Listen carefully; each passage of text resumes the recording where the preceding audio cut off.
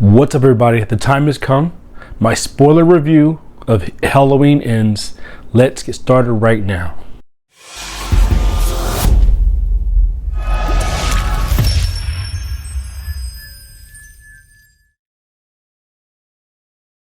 Alright, everyone, thanks for joining the Glass Horror Channel, the best horror channel here on YouTube. And buckle up, strap yourself in, get some, get some popcorn or something. We got to talk for a while, okay? Because there's a lot to unpack with this movie. I said yesterday in my non-spoiler review that I liked it, okay? Yes, I did like it, but there's more of it after thinking on it more and watching it again that I didn't necessarily like. First of all, let's just get the elephant out of the room. What they did to Michael Myers physically was not okay. Okay, I understand from Kills when they stated the more he kills, the stronger he gets, and it had been a 4-year time span, and he was just killing who he could that came by his little sewer space. So I'm gonna talk on subjects more so than the actual chronological order of the movie. Okay, so right now the subject is on Michael Myers. So when he pulled Corey into his sewer area, had his hand around his neck, at that moment he transferred some of his power to Corey. Okay, we've seen that happen. We've seen it teased with Jamie Lloyd in Halloween 4. We saw it teased with Allison in Halloween 2018. Remember at the end of the movie, she grabbed the knife and it kind of gave a foreshadowing that she might have been affected by Michael Myers. I think she was, and I'll get there later in this video. So I wasn't as upset with some people with the next scene showing him weak, because he was strong enough and he was going to kill Corey until he saw that Corey had the same thing that he did, or could have had the same thing he did. So he transferred some of his power. Now we can get into the depths of whether or not we like the supernatural aspect, but let's remember Michael Myers, the embodiment, the personification of evil, complete evil incarnate. Like, if you think of evil from a walking form, it's Michael Myers. So Michael Myers is more so the body, and the evil is a whole different being, right? So he's able to transfer some of that. But clearly, as we saw as the movie goes on, just because a person might have the ability to be evil doesn't necessarily mean they're strong enough to hold it the way Michael Myers was. So anyways, that part I wasn't too upset with. Here's why I got upset. Halloween Kills kept Jamie Lee Curtis out of it. Halloween Ends kept Michael Myers essentially out of it from a physical perspective. I will say this though, his evil stayed throughout this movie, and it had long-term storytelling from 2018. Here's what I will say. Now I'm kind of mixing Corey, Allison, and Michael Myers. So when he touched one of the other issues that I heard somebody say was Allison and Corey. Allison was like head over heels for Corey too soon, and it just seemed to like come out of nowhere too quickly. I think that had to do, now this is just me, my fan theory here, and how I'm able to justify it. When she touched Michael Myers' hand in 2018, the feeling of his evil and like the understanding of him essentially is what was passed on to her.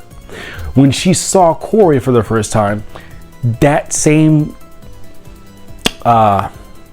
crazy type attraction, I guess, she saw there, and that's what she was attracted to. And then on top of it, he seems broken. She wants to fix him, just like she's trying to fix her grandmother for being broken from Michael Myers. There's a depth to her character. Now, this is just my own thinking here. So this is why I'm able to justify it, and I didn't hate their quick, seemingly thrown in together love story as much as some people did. But back to Michael Myers now. So We're here for Michael Myers. Halloween is a Michael Myers series. It's not a Jamie Lee Curtis series. It's not a Laurie Strode series. Sorry to the fans of Laurie Strode, okay? Nothing wrong with Laurie Strode. Great final girl, great, great actress. I'm all for it. But we're not here for her. Honestly, we're not. And the fact that you take 44 years worth of a saga and the main character is not physically in the forefront, and I just had to do my own theory as to how he was a part of it more than we thought, but it wasn't in our face. For something like the ending of this, he should have been at the forefront. Now, what I mean the forefront is he should have been physically more involved. I'm not upset with the storyline with Corey as much because, like I said yesterday, had we kept it just the same run-of-the-mill Halloween movie, it would have been the same movie we've seen time and time again, which would have been okay. David Gordon Green and crew took a chance. I'm not mad at the chance. I respect them actually throwing something out there. It might not have landed the way they intended it to land, but I, for one, was not too upset with that. But leaving Michael Myers out and not having him, in more so is what the problem was. Now, back after Corey comes and comes to like fighting him for the mask, that wasn't. I didn't like that because after he killed the cop, he was back to essentially being his strong self again. I don't care of the age. I don't care if he's 85. I don't care if he's 2. I don't care if he's 13. The walking embodiment of evil should not be overpowered by anyone. Ever. Let alone a person that was just introduced into the franchise in this movie. That is an issue. Big issue. So, whatever. We got past that. Then he kind of takes him under his wing like he's like a Yoda to his Han Solo type situation. And they go to kill the doctor and the doctor's the one he was having the affair with, and whatever. So that happens, and then I skipped over something. After Corey gets the mask, goes back to kill the bullies, and then goes to find Laurie. And then we finally get to the Laurie and Michael showdown, which was very, very short, but still it was good, but it was short. Now, here's my thing. Here's my big problem with that and why they ruined the physical form of Michael Myers. Again, overpowered. I don't care how you twist it around.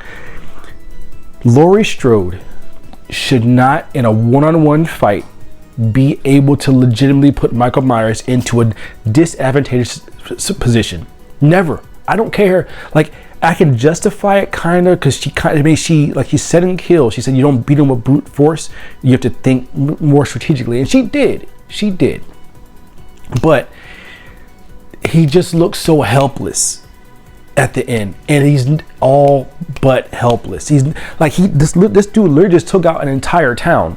The movie prior literally just took out multiple people at once, getting shot, getting hit by baseball bats, all kinds of stuff at once. And you mean to tell me this one woman by herself is going to go ahead and overpower him? That doesn't make sense. And after 44 years of us being invested, Halloween 1 all the way to Halloween Ends, he deserved more. I understand the director wanted to go with a feel-good ending. That's fine, and I get it. But how I would have ended the movie is Michael Myers would have killed Laurie Strode and then just walked off. That's it. Just walked off. Because just because you want to end it doesn't mean he needs to be the one to die. He's the reason we're here. Now that I've covered Michael Myers, and that is my biggest gripe with this movie. The way it ended and the way they treated Michael Myers is my biggest gripe with this movie. Now I'll go into Corey. It seemed David Gordon Green was trying to go the route of making the mask the real evil, making the mask the real power, and making the person that has the mask just a human being wearing a mask. Okay, fine. Again, a slight perversion from, or a slight deviation from what the essence of Michael Myers truly is. It's not the mask. Rob Zombie tried to do the same thing. It is not the mask. It is Michael Myers himself. That's what it is. So, whatever. I'm getting on track here. So, Corey starts out the movie. The opening scene was amazing. I didn't. When the kid said the boogeyman never kills kids, I had a feeling something happened to the kid. Did not expect it the way that it did, and it was a great way to open, and a great, like, okay, we're in the Halloween movie now, let's get going. So then you go on and you kind of see him getting bullied by different people, being treated badly for being a killer, this, that, and the third. And there's always, and almost all the Halloweens, is some type of social commentary. The social commentary here is Michael Myers was evil because he wanted to be. Corey, did society turn him evil, or was it always there? That's the big question mark there. And then when Michael Myers saw him, he's like, he's got something. Let's see what he does with this, and handed some of his power to him. Now, I'm okay with trying to fill the runtime of a Halloween movie, the 13th Halloween movie, with something with more substance and taking us in a different direction. One of the gripes I heard people say about Corey was the fact that he went from, oh, I'm just, no one likes me, to I'm a badass, like, and literally like the blink of an eye. That is to show the power of Michael Myers. He didn't need many more reasons or many more build-up scenes to get there. Michael Myers himself transfers some of the energy to him. So it's like, let's go right now, game on. You know what I mean? There's nothing. So I understand the fact of why he jumped so quickly. I get that. So then, he gets the mask, and at that point, let's be real. Even though it wasn't Michael Myers killing, he had some very good kills. I liked the way that what he did to the lead guy who was bullying him in the group with the flame, with the torch. I hadn't seen that before in a Halloween movie, at least not on screen. You know what I mean? We had that one in 2018 where the guys, he turned one of the cops' faces like a pumpkin with a light through it after the fact. But to do that on screen, I liked it. What I have liked, my brother and my sister said they would have liked to have seen them all be killed in front of us to be seen, because they had been bullying him the whole movie. I'm okay with that. They killed the head person in front, and I think the bigger thing they're trying to show is Corey actually willingly killing, not so much how he does it. I think it was another testament to showing Michael Myers evil. So that's why I was saying, physically, they didn't do all Michael Myers, but Michael Myers was here throughout. He was here throughout. Then you take, he starts to go back on his rampage, Corey does, and he finally finds Laurie Strode, and this whole setup thing to set up to make it look like she killed him as Allison's walking in. I think what he was thinking is that this would bring Allison to her breaking point, and she would not become a killer because she already encountered Michael and survived. From Corey's perspective, she was on his side, although she was kind of wavering still, which her arc was a little bit weird because she was seeming like she was like cool with what he was doing, and then all of a sudden she's like, you know what, I knew what he was doing, and it's not okay. But it was just weird how she went from here to here with really no build up as a what flipped her switch. So he kills himself, and that's the end of his arc. Again, I wasn't too upset with his inclusion. I was just kind of upset with how it was done, and how it was done at the expense of the physical presence of Michael Myers. Now, Allison, I just spoke on her. She didn't really have anything big in this movie. They needed her to be that person to end up loving the killer, or end up loving the guy who's starting to lose himself. And one more thing about Corey, I absolutely love Jamie Lee Curtis's reaction when she looked out the window and saw him and then he snuck up on her. Right then and there, she played it out so well that she knew what he was and she knew what was inside of him in that moment. And just the way that she held her under her chest for that long time, I absolutely loved that. So to see, and she has definitely turned into a Loomis, because Dr. Loomis, because she warned Allison from that moment on about him, just the same way that Loomis warned everyone about Michael Myers. And just like Loomis, Allison didn't listen. So that, but there were certain things of that Allison was used for, but she really didn't have a huge part. Could have been taken out, for the most part in this movie. Now, what I said to you guys yesterday about looking at all the movie, think about all the movies you've watched while watching this for Halloween. Okay, the scene after the opening scene, when you cut to the monologue of Laurie Strode as she's writing her memoirs. Remember Halloween H2O?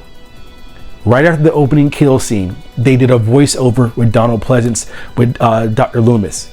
The exact same opening they did for Halloween Ends after the first kill. It's just, like I said, she turned into Loomis. Another thing, when Corey went to grab the knife in the one scene in the house, that same shot, opening the cabinet, grabbing the knife from Halloween 2. That was also mentioned. There was a couple of other things that I saw too. I can't remember off the top of my head, but I need to go watch it the third time, because I'm gonna watch it a few more times.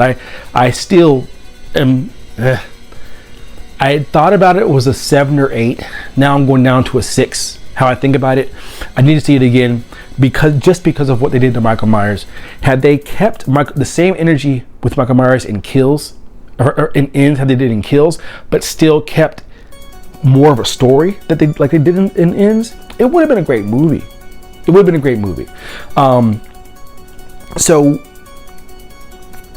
Laurie Strode is okay. So let's get to the ending. When Laurie Strode finally kills him, he just made him look so helpless. But I understand bringing the town involved, because he haunted the entire town. And one of my brother and my friend had a problem with the whole crowd surfing with to be thrown to the incinerator by the town.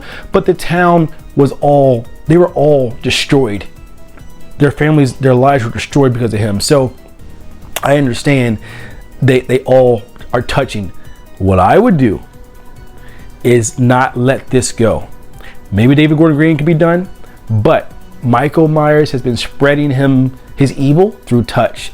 Every single person that touched his body, I would make a Haddonfield movie and make the people start to go manic of Haddonfield, because they all were exposed to the evil of Michael Myers and all touched the evil of Michael Myers. That's what I would do. I think that'd be great. And probably maybe make Julian the new Michael Myers, because he's a kid and he probably touched him a little bit too.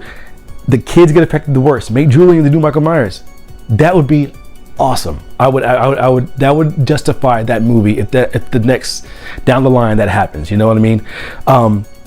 So I think Laurie Strode was really good here from an acting perspective. It was the best I think Jamie Lee Curtis has acted in this whole saga.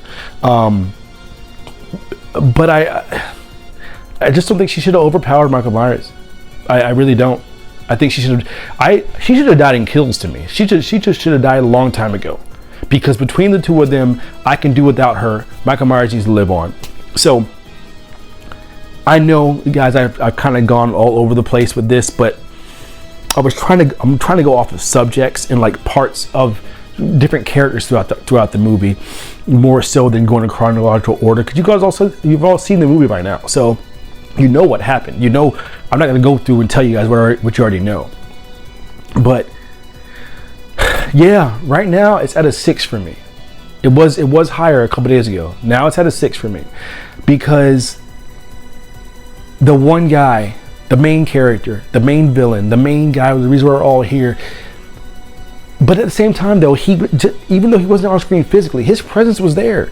His presence still infected the town. Now, I did love how Laurie was how she was talked to by the townspeople. Like the one, woman that was stabbed in the throat and survived. Like the way her sister got in her face. I love that, because that's realistic. Try walking the same town where a guy that's supposed to be your boogeyman did this to your people and still stay in that town. They would have, that's a legitimate reaction, I feel.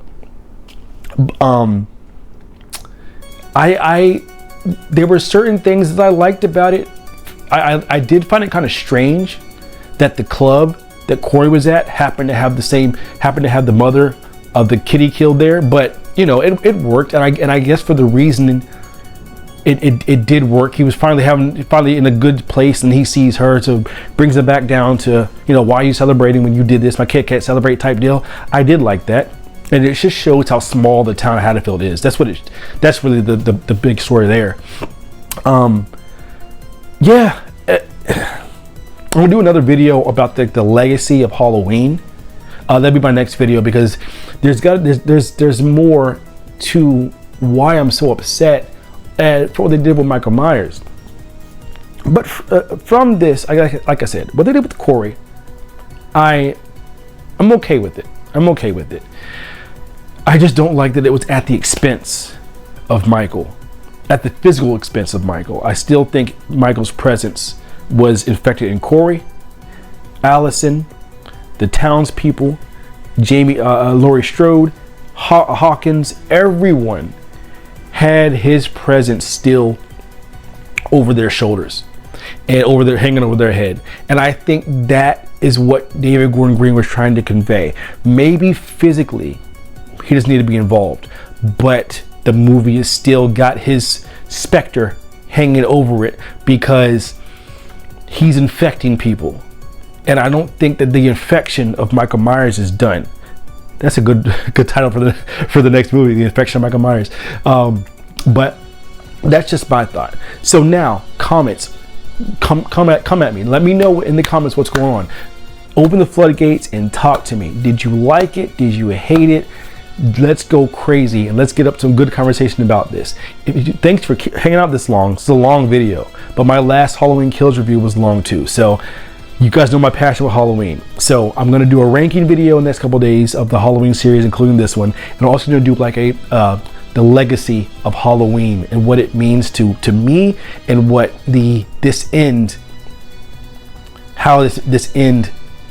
you know, kind of threw things in a tizzy a little bit. But thanks again for hanging out. It's the Glad's Horror Channel, the best horror channel here on YouTube. Like this video, share this video. If you haven't already, subscribe to the channel. See you guys next time.